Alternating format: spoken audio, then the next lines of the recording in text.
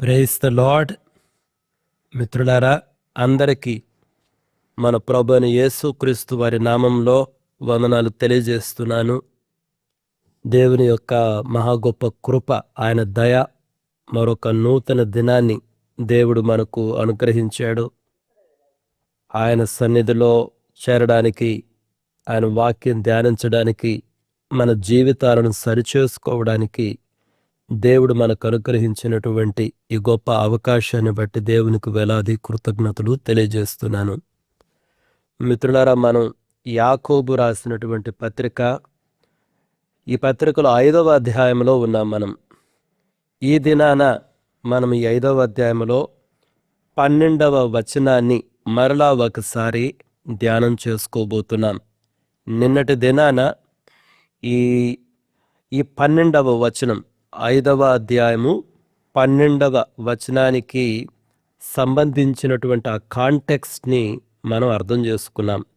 ఒకసారి ఆ 12వ వచనాన్ని మరలా చదువుతున్నాను, చూడండి. నా సహోదరులారా, ముఖ్యమైన సంగతి ఏదనగా, ఆకాశము తోడని గాని, భూమి తోడను గాని, మరి దేని తోడను గాని ఒట్టు పెట్టుకొనక, మీరు తీర్పు పాలు కాకూడనట్లు అవునంటే అవును, కాదంటే కాదు అని ఉండవలెను. అవునంటే అవును, కాదంటే కాదు అని ఉండవలెను. నిన్నటి దినాన మనం ఆల్రెడీ కొన్ని విషయాలను పరిశీలించాం. యాకోబు గారు ఈ పత్రికను ముగిస్తూ ఈ విషయాన్ని చెప్పడం జరిగింది. సాధారణంగా మనం ఎవరికైనా ఒక ఉత్తరం రాసినప్పుడు ఉత్తరాన్ని ముగించే సమయంలో చాలా ప్రాముఖ్యమైనటువంటి విషయాలను మరలా ఒకసారి అలా జ్ఞాపకం చేసి మనం ముగిస్తాం. అదేవిధంగా యాకోబు గారు తన పత్రికను ముగిస్తూ చూడండి ఏమనన్నారు 12వ వచనంలో, నా సహోదరులారా, ముఖ్యమైన సంగతి ఏదనగా, అనగా one of the most important థింగ్స్ని ఒకసారి హైలైట్ చేస్తూ ఆయన పత్రికను ముగించబోతున్నారన్నమాట. ఇందుకు ఆయన ఏం చెప్పాడు? ఆకాశము తోడను గాని, భూమి తోడను గాని, మరి దేని తోడను గాని ఒట్టు పెట్టుకొనక. మనము ఇదివరకు చూసినట్టు యూదులు దేవుని పేరును ఉచ్చరించేవాళ్ళు కాదు. ఎందుకంటే దేవుని పేరు అత్యంత పవిత్రమైనటువంటిదిగా వాళ్ళు భావించేవాళ్ళు. దేవుని పేరును ఉచ్చరించకూడదు కాబట్టి ఈ సృష్టిలో మిగిలినటువంటి వస్తువుల పేర్లను తీసుకొని వాళ్ళు ఈ ఒట్టు పెట్టుకోవడం అన్నటువంటి ఒక ఆచారాన్ని కలిగి ఉండేవాళ్ళు అన్నమాట. సాధారణంగా ఎందుకు ఒట్టు పెట్టుకుంటారు? ఇతరులను ఏదైనా ఒక విషయంలో ఒప్పించడానికి. మనం చెప్పేటటువంటి విషయాన్ని ఎదుటివాళ్ళు నమ్మకపోతే ఒప్పించడానికి ఒట్టు పెట్టుకుంటారన్నమాట. గమనించండి, ఏ సందర్భాన్ని గురించి, ఏ సందర్భంలో ఇటువంటి మాటలు చెప్పబడ్డాయో. చాలామంది ప్రజల్లో ఒక ఇది ఉండేది, చెడు ఆచారం. ఏంటి ఆ ఆచారము?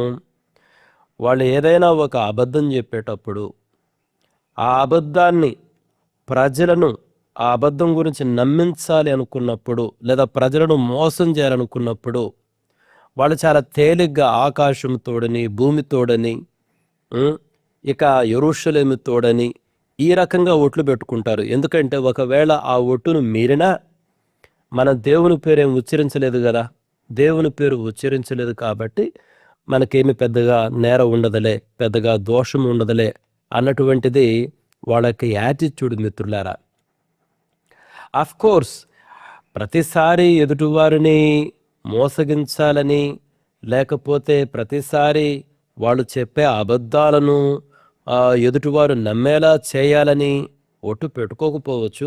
కొన్ని సందర్భాల్లో అయితే మంచి విషయాల్లో కూడా వాళ్ళు ఒట్టు పెట్టుకునేటువంటి అవకాశాలు ఉన్నాయి. ఏది ఏమైనా సరే వాళ్ళ యాటిట్యూడ్ ఏంటంటే, దేవుని పేరైతే మేము ఉచ్చరించటం లేదు, సృష్టిలో ఉన్నటువంటి వేరే వాటి పేరును మేము ఉచ్చరిస్తున్నాము, కాబట్టి ఒకవేళ మీరినా సరే అదేమి పెద్ద విషయం కాదు అన్నటువంటి ఒక యాటిట్యూడ్ ఉండేది వాళ్ళల్లో. అందుకని చెప్పి ఆకాశము తోడు, భూమి తోడు, యెరూషలేము తోడు ఈ రకమైన ఊట్లు పెట్టుకుంటారు.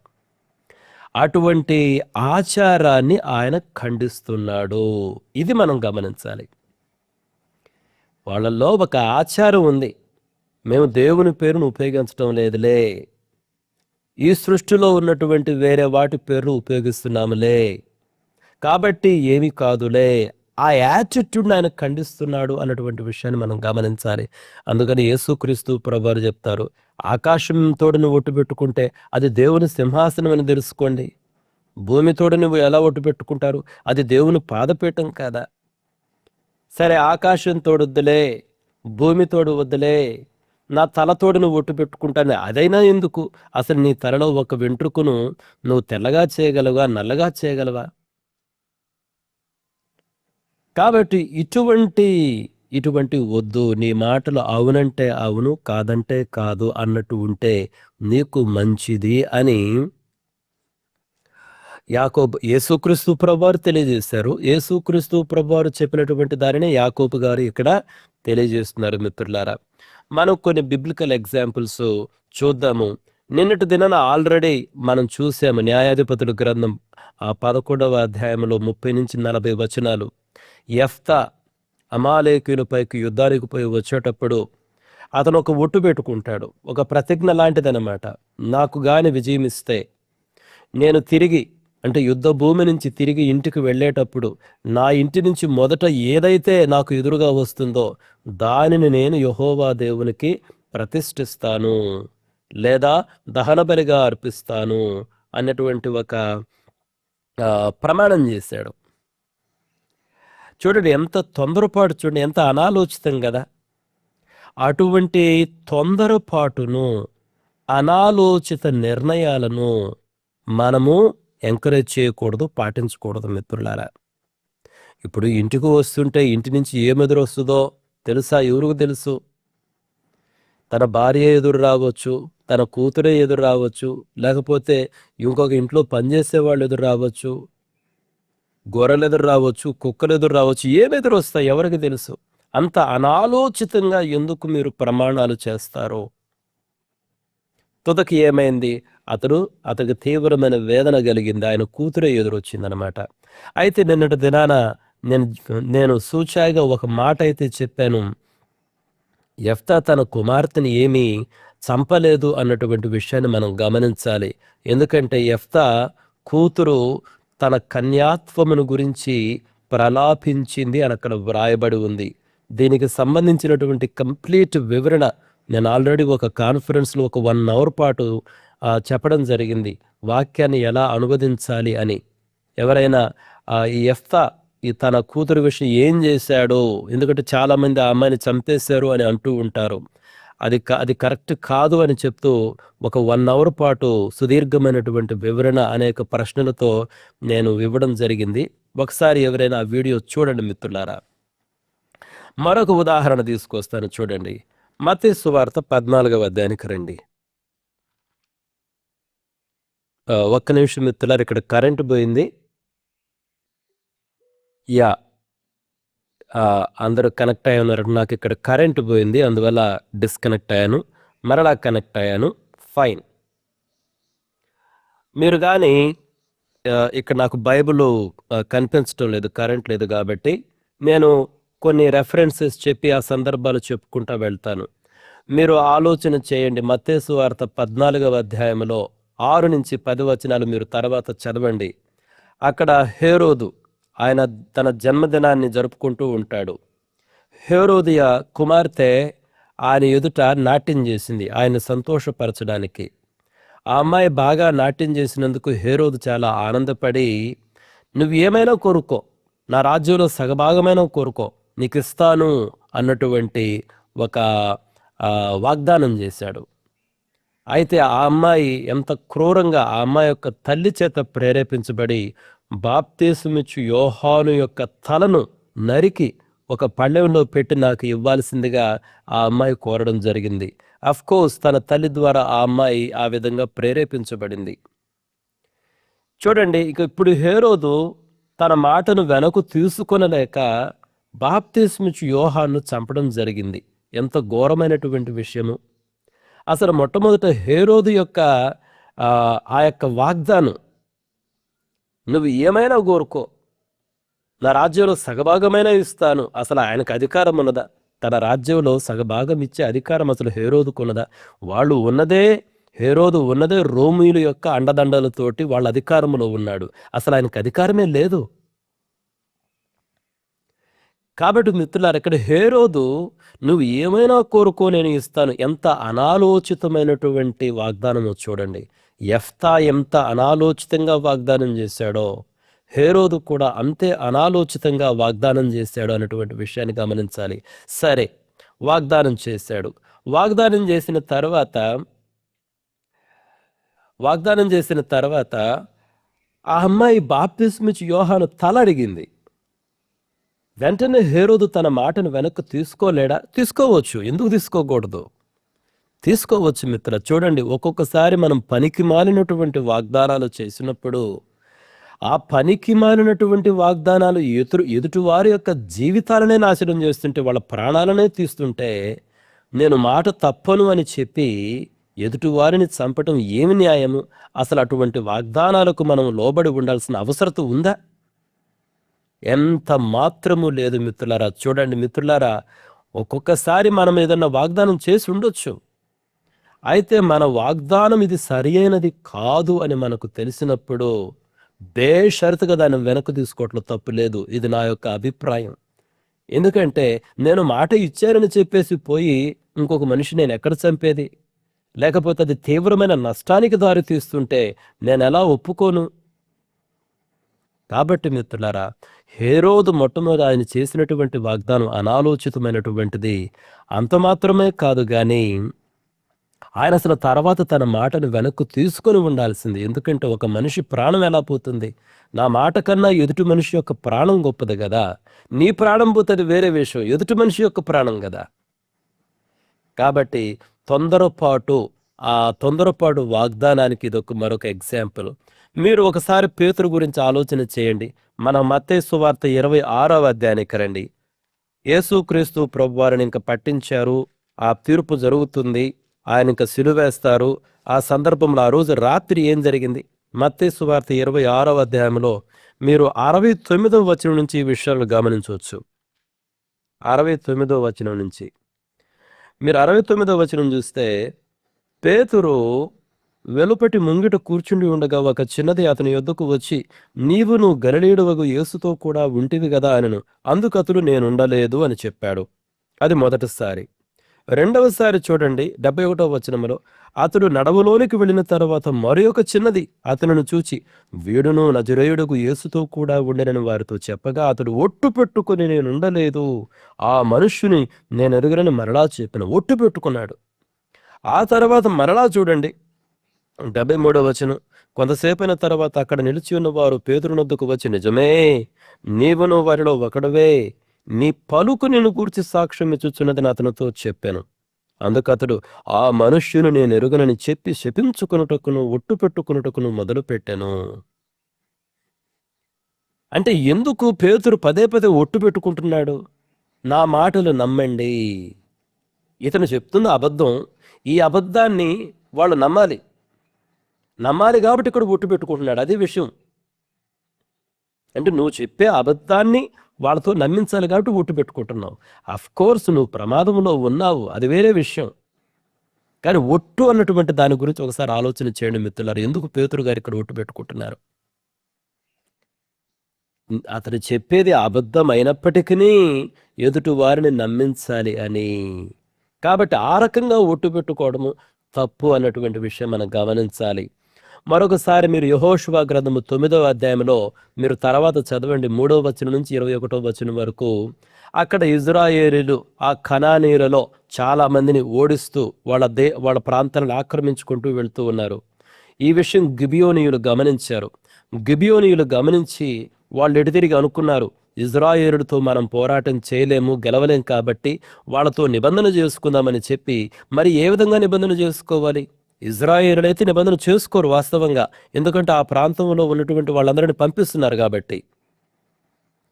అయితే గిబియోనీయులు ఏంటంటే, వీళ్ళు ఎక్కడి నుంచో దూరం నుంచి వచ్చినట్టు, చినిగిపోయినటువంటి బట్టలు, పాతగిలిపోయినటువంటి చెప్పులు, వాళ్ళు రొట్టెలు తెచ్చుకుంటే ఆ రొట్టెలు కూడా చాలా ఎప్పుడో చేసినటువంటి రొట్టెల్లాగా అటువంటి రొట్టెలు తీసుకుని వచ్చేసి ఇజ్రాయేలులతోటి మాతో నిబంధన చేయండి అని అంటారు. అయితే యెహోషువ కానీ ఇజ్రాయేలులు కానీ సంపూర్ణంగా అసలు వీళ్ళు ఎవరు అన్నటువంటిది విచారణ చేయకుండా వాళ్ళతో నిబంధన చేసుకుంటారు. సరే మేము మిమ్మల్ని ఏం చేయము అని నిబంధన చేసుకుంటారు. అక్కడ ఒక మాట ఉంటుంది ఆ సందర్భంలో. ఈ న్యాయాధిపతుల గ్రంథం 9వ అధ్యాయానికి రండి. న్యాయాధిపతుల గ్రంథము 9వ అధ్యాయంలో,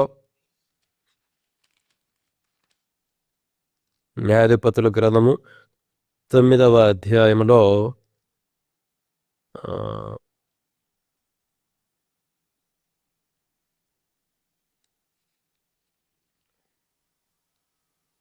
క్షమించండి, నేను న్యాయాధిపతుల గ్రంథం అంటున్నాను కదా, న్యాయాధిపతులు కాదు, యెహోషువ గ్రంథం. యెహోషువ గ్రంథము 9వ అధ్యాయము, 9వ అధ్యాయానికి రండి. 14వ వచనం చూస్తే, ఇజ్రాయేలులు యెహోవా చేత సెలవు పొందకయే వారి ఆహారములో కొంత పుచ్చుకొనగా. అక్కడ చూసారా, యెహోవా చేత సెలవు పొందకయే. ఇటువంటి ప్రమాణాలను మనము అరికట్టాలి మిత్రులారా. ఎందుకంటే అసలు యెహోవా యొక్క విచారణ చేయలేదు, వాళ్ళు ఎవరు పూర్తిగా తెలుసుకోలేదు.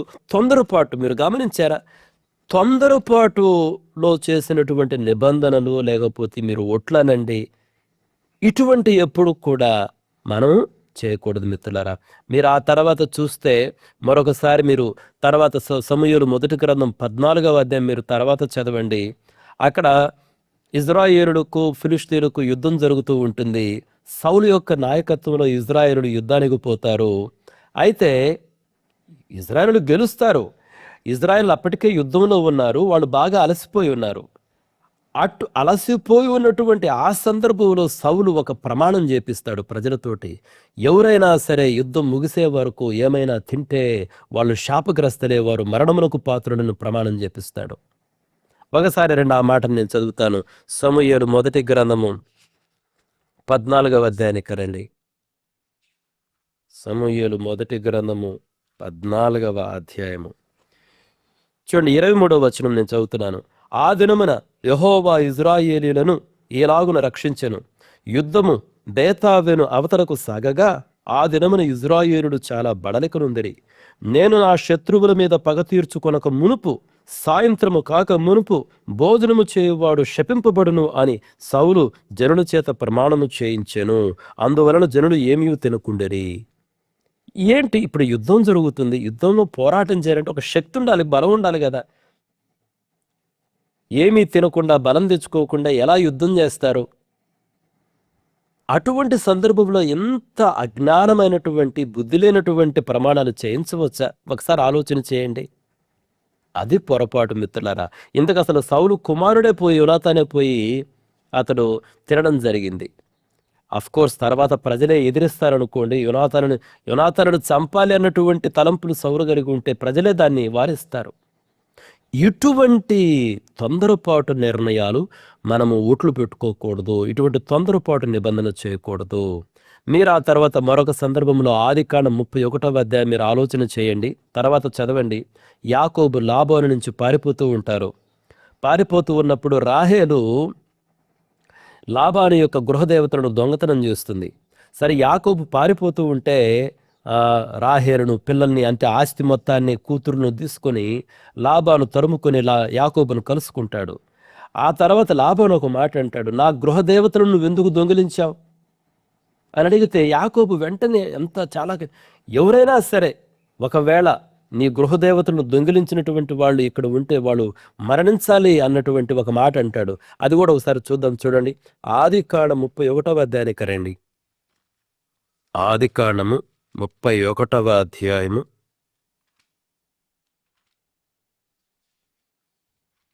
31వ అధ్యాయము 30వ వచనం చదువుతున్నాను. నీ తండ్రి ఇంటి మీద బహు వాంచగలవాడై వెళ్ళగోరిన యెడల వెళ్ళుము. నా దేవతల నేల దొంగిలితవనగా యాకోబు, నీవు బలవంతముగా నా యొద్ద నుండి నీ కుమార్తెలను తీసుకుందవేమని భయపడితిని. ఎవరి యుద్ధ నీ దేవతలు కనబడనో వారు బ్రతుకకూడదు. చూడండి, తొందరపాటు మాటిది. వాళ్ళు బ్రతుకుడు ఇది ఒక యాక్చువల్గా ఇది నిబంధన అని కాదు, కానీ ఇది ఒక ప్రమాణం లాంటిదన్నమాట. వాళ్ళు బ్రతుకకూడదు. కోర్స్ రాహేలు దొంగతనం చేసింది, లాబాను వాటిని కనుక్కోలేకపోయాడు. కానీ మీరు తర్వాత గమనిస్తే మిత్రులారా, రాహేలు త్వరితగతిన ఆ తర్వాత మరణిస్తుంది ఆ ప్రసవ వేదన సమయంలో. మనం దీన్ని బట్టి యాకోబు పలికినటువంటి ఆ మాటను బట్టి రాహేలు మరణించింది అని మనం చెప్పము, ఎందుకంటే అటువంటిది రాయబడలేదు. కానీ మనం ఒక అబ్జర్వేషన్ అయితే గమనించవచ్చు. ఈ దొంగతనం చేసినటువంటి వాళ్ళు బ్రతుకకూడదు అన్నటువంటి మాట యాకోబు పలకడం జరిగింది. అయితే ఆ తర్వాత బెన్యామీనుకు జన్మనిచ్చేటప్పుడు రాహేలు చనిపోయింది మిత్రులారా. కాబట్టి తొందరపాటు నిర్ణయాలు చేసుకోకూడదు. కాబట్టి గమనించండి, మన మాటలు అవునంటే అవును, కాదంటే కాదు అన్నట్టు ఉండాలి అంటే ఆ మాటల యొక్క అర్థం ఏంటో మనం గమనించాలి మిత్రులారా. తొందరపాటు మాటలు వద్దు. లేకపోతే ఇతరులను అంటే నీకు పరిస్థితులు తెలియనప్పుడు తొందరపడి వాగ్దానాలు చేయకు. సమాచారం పూర్తిగా లేనప్పుడు నువ్వు వాగ్దానాలు చేయదు. మొట్టమొదటిగా తొందరపాటు వాగ్దానాలు వద్దు. రెండా, నీ సిచ్యువేషన్ ఎలా ఉంటుందో పూర్తిగా తెలియనప్పుడు నువ్వు వాగ్దానం చేయొద్దు. 3, ఇతరులను మోసం చేయాలని నువ్వు చెప్పే అబద్ధాలను వారితో నమ్మించాలని అటువంటి పరిస్థితుల్లో మీరు ఇటువంటి పనులు చేయొద్దు. అయితే ఈ సందర్భంలో నేను నిన్నటి దినాన్ని చెప్పాను కదా, ఈ సంవత్సర ప్రారంభంలో మనము మా సహోదరుల పైన మేము వ్యతిరేకంగా మాట్లాడమని మనం ఒక నిబంధన చేసుకున్నాం. అటువంటిది తప్పు అన్నటువంటి ఉద్దేశం కలిగినటువంటి వాళ్ళు కొంతమంది ఉన్నారు. ఒకసారి రండి, ఇక్కడ ఈ తేడా మనకు గమనించాలి. మీరు కానీ యోబు రాసినటువంటి గ్రంథం 31వ అధ్యాయం చూస్తే, 1వ వచనము, నేను నా కన్నులతో నిబంధన చేసుకుంటుని కన్యకను నేను ఎలాగూ చూచుదును. ఇక్కడ యోబు చూడండి, యోబు ఏమంటున్నాడు? నేను నా కన్నులతో నిబంధన చేసుకున్నా. ఎందుకు ఈ నిబంధన? కన్యకను నేను ఎలాగూ చూచుదును అంటే ఆయన ఉద్దేశం ఏంటంటే కన్యకలను చూడనని కాదు, వారి గురించి నా హృదయంలో చెడు ఆలోచించను. అదే ఎగ్జాక్ట్ యేసుక్రీస్తు ప్రభువారు మత్తయి సువార్త 5వ అధ్యాయంలో చెప్పింది కూడా. ఒక స్త్రీని మోహపు చూపుతో చూచువాడు అప్పుడే తన హృదయమందు వ్యభిచారం చేసినటువంటి వాడగనమాట. కాబట్టి ఇక్కడ యోబు చేసినటువంటి నిబంధనే, అది తప్పు కాదు. ఇది ఏంటంటే మీరు గమనించండి, వీటిని ఏమంటారంటే ఇంగ్లీష్లో ఈ విధంగా ఉంటుంది, కవెనెంట్స్ ఆఫ్ రెస్ట్రెయింట్ అంటారు. These are not covenants of perfection. అంటే నేను పర్ఫెక్ట్గా ఉంటాను అన్నటువంటిది కాదు ఈ నిబంధన. కవెనెంట్స్ ఆఫ్ రెస్ట్రెయింట్ అంటే అర్థం ఏంటంటే, నాకంటూ ఇప్పుడు మనము రోడ్లో స్పీడ్గా పోతున్నారండి, వాళ్ళకు కొన్ని స్పీడ్ బ్రేకర్లు పెడతారు. ఎందుకంటే టు రెస్ట్రెయిన్ దెమ్ అన్నమాట. అంటే వాళ్ళని కాపాడడానికి, ఆ వేగం నుంచి కొంచెం తగ్గించడానికి, యాక్సిడెంట్లు నివారించడానికి వాళ్ళు కొన్ని స్పీడ్ బ్రేకర్స్ పెడతారు. కాబట్టి యోబు ఒక క్రమశిక్షణలో భాగంగా తన ఆధ్యాత్మిక జీవితాన్ని కాపాడుకోవడానికి, దేవుని ఎదుట పవిత్రంగా జీవించడానికి ఒక తీర్మానంలో భాగంగా నా కన్నులతో నిబంధన చేసుకున్నాను అన్నాడు. వీటిని ఏమంటారంటే ఇంగ్లీష్లో గార్డ్ రెయిల్స్ అంటారు. గార్డ్ రెయిల్స్ అంటే కాపాడేటటువంటి. ఉదాహరణకు మనం మెట్లు ఎక్కేటప్పుడు సైడు మనం కొన్ని పెట్టుకుంటాం చూడండి, రెయిల్స్ లాగా. పడకుండా బాత్రూమ్స్లో కూడా పెద్ద పెద్ద బాత్రూమ్స్ కట్టినప్పుడు సైడు కొన్ని రాడ్స్ పెడతారు. ఎందుకంటే జారి పడేటప్పుడు కూడా పడకుండా ఉండడానికి, అవి పట్టుకొని నడవడానికి. వీటిని గార్డ్ రెయిల్స్ అంటారు, లేదా కవెనెంట్స్ ఆఫ్ రెస్ట్రెయింట్ అంటారు చూడండి. అదేవిధంగా మీరు కీర్తనల గ్రంథంలో కూడా ఉంది. కీర్తనల గ్రంథం 101వ కీర్తనకి రండి. 101వ కీర్తనలు ఇటువంటిది మనం చూస్తాం చూడండి. 101వ కీర్తన 3వ వచనం చూడండి. నా కనుల ఎదుట నేను ఏ దుష్కార్యమును ఉంచుకొనను. చూడండి, భక్తి మార్గము తొలగిన వారి క్రియలు నాకు అసహ్యములు, అవి నాకు అంటనీయను. చూడండి, నా కనుల ఎదుట నేను ఏ దుష్కార్యము ఉంచుకొనను. ఇదొక తీర్మానం, ఇదొక ప్రమాణం లాంటిది అనమాట.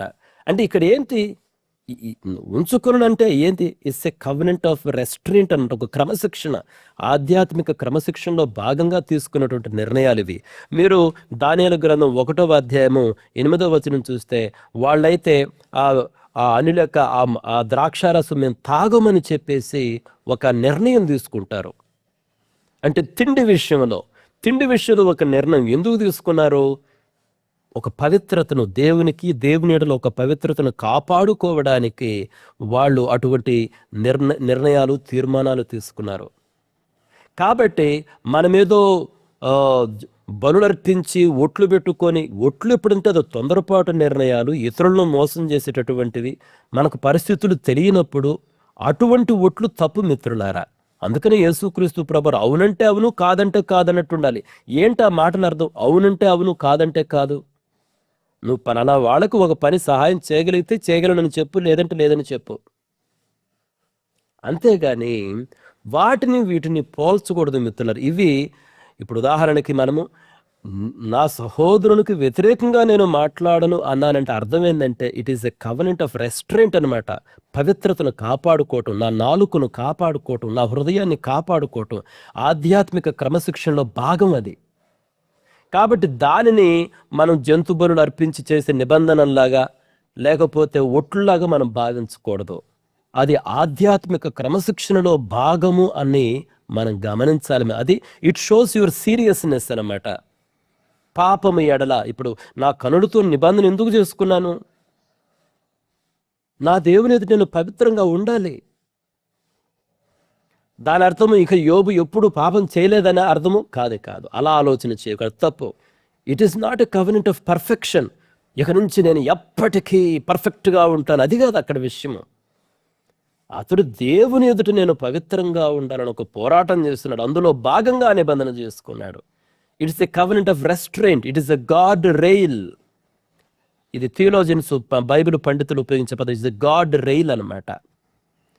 కాబట్టి మిత్రులారా, మన సందర్భాన్ని గురించి సందర్భాన్ని ఏ సందర్భంలో ఈ మాటలు చెప్పబడ్డాయి. నేను ముగించేటప్పుడు మరొకసారి సందర్భాన్ని జ్ఞాపకం చేసుకోండి. తొందరపాటుతో కానీ లేకపోతే ఇతరులను, మన అబద్ధాలను ఇతరులతో నమ్మించాలి అని అందులో భాగంగా కానీ, ఇతరులను మోసం చేయాలన్న దాంట్లో భాగంగా కానీ, తిరిగి నేను దేవుని పేరు ఉపయోగించడం లేదులే, వేరే వస్తువుల పేర్లు ఉపయోగిస్తున్నానులే, ఒకవేళ మీరినా ఏం కాదులే, అది ఎంత బ్యాడ్ యాటిట్యూడ్ గమనించండి. అటువంటి దురుద్దేశపూరితమైనటువంటి యాటిట్యూడ్ కలిగి కానీ మనం ఓట్లు పెట్టుకోకూడదు, తప్పు. ఏ విషయంలో మనకు అధికారం లేదు. అందుకని యేసుక్రీస్తు ప్రభువు అవునంటే అవును, కాదంటే కాదు అన్నట్టు మీ మాటలు సరళంగా ఉండనివ్వండి. మీ మాటలు సరళంగా, స్పష్టంగా మాట్లాడండి. కాబట్టి మిత్రులారా, ఈ విషయాలను గ్రహించడానికి కావలసిన కృపను దేవుడు మనలో ప్రతి ఒక్కరికి అనుగ్రహించాలని కోరుకుంటూ ముగిస్తున్నాను. May God bless each one of you. Thank you.